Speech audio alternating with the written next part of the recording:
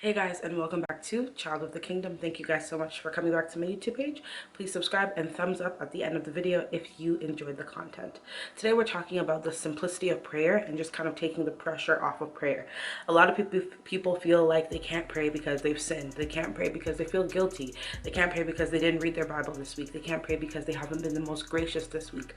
I know for me, there are moments in my life when I feel like I really need to talk to God, like I just need to get something off my heart, or I need just to feel full and whole again, but I feel like, oh, I don't have time for an hour prayer, or I feel so burdened I can't pray. And we really complicate prayer, and prayer is really just you communing with God, not negotiating, sorry, learning more about the will of God through prayer, learning more about what God has for you, learning more about who God is through prayer.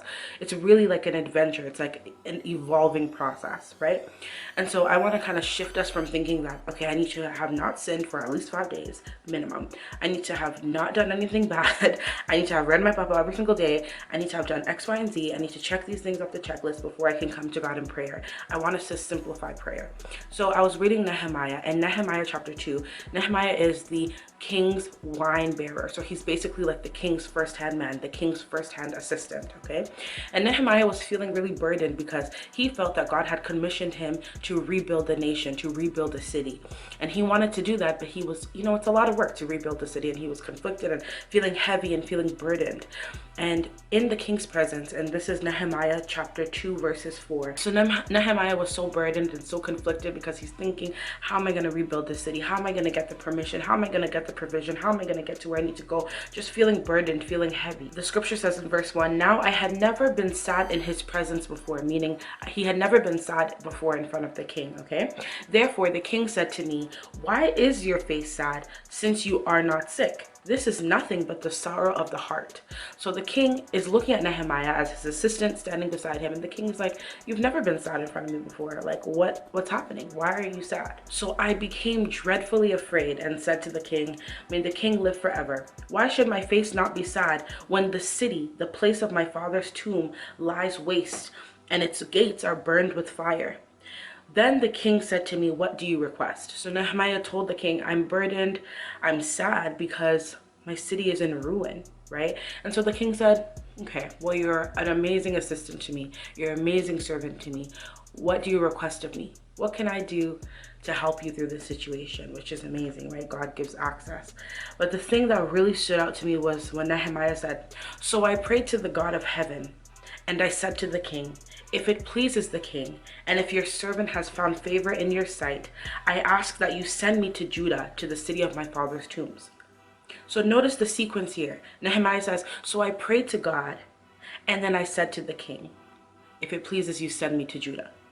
Okay, so do you think that Nehemiah, in the presence of the king, as a wine bearer of the king, standing beside the king's throne, do you think that Nehemiah was like, I need to pray? So he went down on his knees, told everyone to evacuate the premises, and started to call upon the God of heaven to open up the heavens?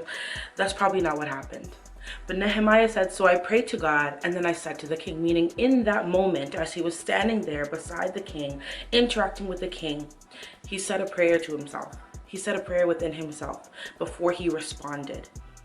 And he told the king, let me go to Judah. And the king grants his request. His prayer is answered. And so when I read that, I thought to myself, how powerful that in that moment he stood there beside the king, knowing that he needed something of the king. And maybe there wasn't the opportunity to do a 3-day prayer and fasting, but he prayed to God just in that moment, just, Lord, help me. Let the king favor me.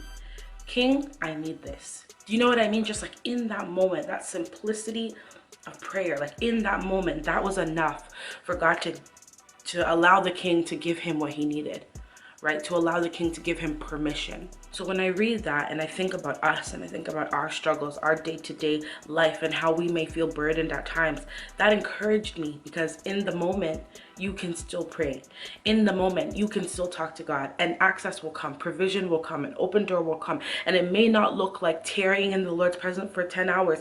It may not look like fasting for 7 days. It may not look like having so much agreement, but just a simple prayer like, Lord, I need your help. Like, I need this professor to email me back. Lord, I need my car to start. I need my mom to just get up today. Like, I need my husband to just not drink today. Like, Lord, I need something.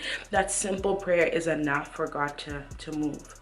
And I think that when we overcomplicate things, what we do is we cause ourselves to not pray, right? We create these excuses where we're saying, well, I haven't done this and I haven't done that and I'm not good enough. And instead of trying to become good enough, we just disqualify ourselves. And we are not to be disqualified, because God literally said in his word, I've adopted you into my kingship. Like, even though you disqualify yourself, I still bring you back in. I've adopted you into my kingship as a son, as a daughter. Like, you belong now because I've adopted you here.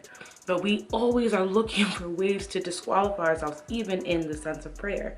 I can't pray because I don't know how to be King James Version, Shakespearean. I don't know how to speak in thus saith the Lord. You don't need to speak like that. Just pray. Just simply like Nehemiah.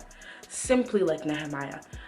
Doors were open, permission was granted, access was granted. That can happen for you too. Simple prayers are enough. So I hope that you all enjoyed this video. Please be sure to, sorry, something's flying there. Please be sure to thumbs up, leave a comment, and let me know, how has prayer been for you? What kind of hinders your process into prayer? And has this video given you any perspective on prayer? I hope that you guys all enjoy, and I will talk to you guys later. Bye.